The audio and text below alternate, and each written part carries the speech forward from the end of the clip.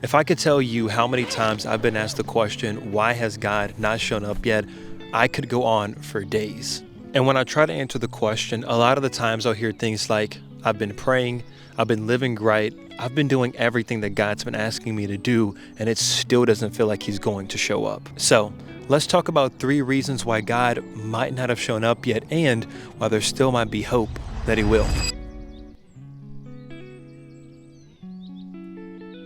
Before we get into this video, I think it's important that you guys understand one thing. This video is not going to be some magical video that tells you how God is going to answer all of your prayers. God is going to do whatever He wants to do, and we have to be okay with that. However, I know that there are some people out there who struggle with the mindset of wondering, when is God going to answer my prayers? Or why has God not shown up yet? And I understand that, so I'm praying that this video provides you with just a little bit of context so that you can move forward with a better mindset. Now let's get into the rest of the video.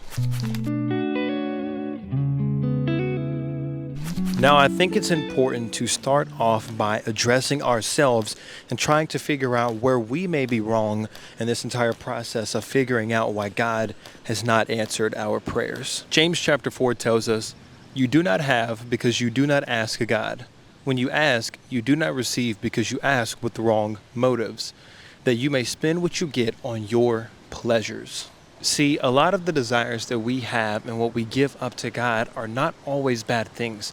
A lot of the times we can find ourselves asking for things like money, or maybe it's a promotion at a job, or it could even just be a girlfriend or a spouse.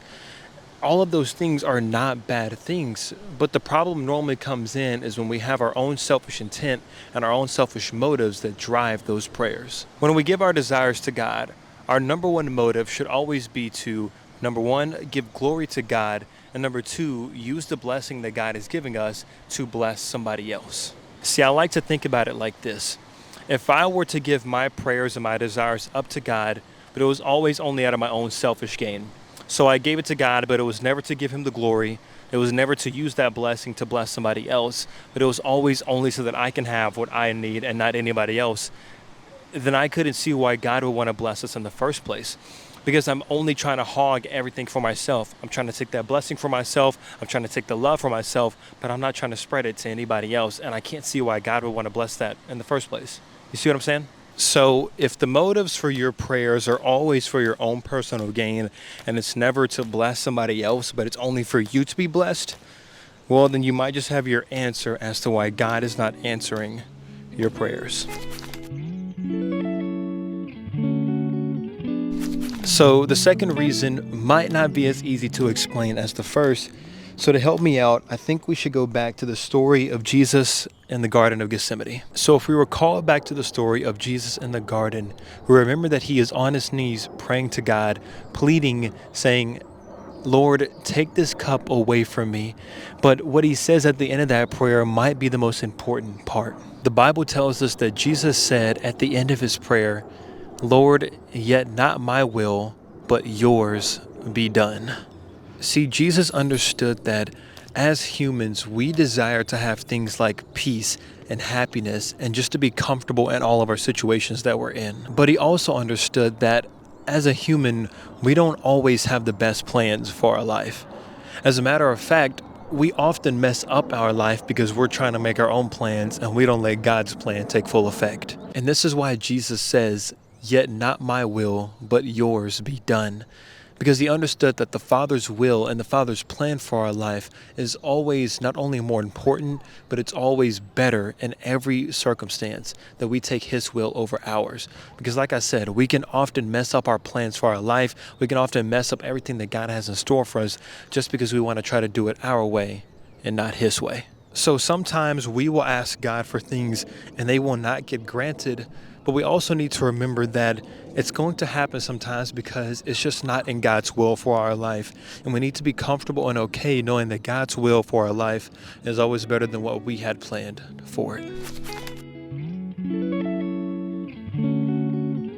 Now, this last reason might be a tough pill to swallow, but I think it's necessary.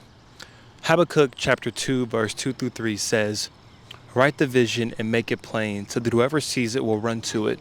And although it may tarry, wait for it, for surely it will come at its appointed time." So let's say that you're praying with the right motives. It's in God's will for this prayer to happen in your life, but the prayer still isn't getting answered. It still doesn't feel like God is coming through. You're thinking in your mind, what else could you possibly do for God to answer your prayers? And the answer is actually nothing. It's just not time yet. See, the verse says the word tarry, which means take a long time or a prolonged time. So it's basically saying that although the plan is in God's will for your life and you're asking with the right motives and you've planned out every step, although it may take a long time, wait for it, for surely it will come at the time that it's supposed to come. So not on our timing or when we believe it should come, but when God says that it's right for that prayer to be answered. Now you see why this can be one of the hardest pills to swallow. It feels like you're doing everything right, but the prayer still just isn't getting answered. But just like Jesus in the Garden of Gethsemane, we have to submit our will under God's will, because we have to understand that his timing for whatever we want to happen is the perfect timing, and it will happen when it needs to happen. I hope you guys enjoyed the video, and if you did, please leave a like and press that subscribe button below. We're on the road to 1,000 subscribers, and I cannot do it without you. And guess what? It's free. I pray that this video blessed you in some kind of way. I hope that it helped your mindset when it comes to the thoughts of, why is God not answering my prayers? Or why has God not come through yet? I know sometimes we can get confused and sometimes even angry when our prayers aren't answered by God. So I hope that this video either aided some in correction, or it helped you to learn that you must wait on God's will for your life and that it's not going to come always on our time. I hope you guys enjoyed. And as always, peace and love to you all. And I'll see you in the next one.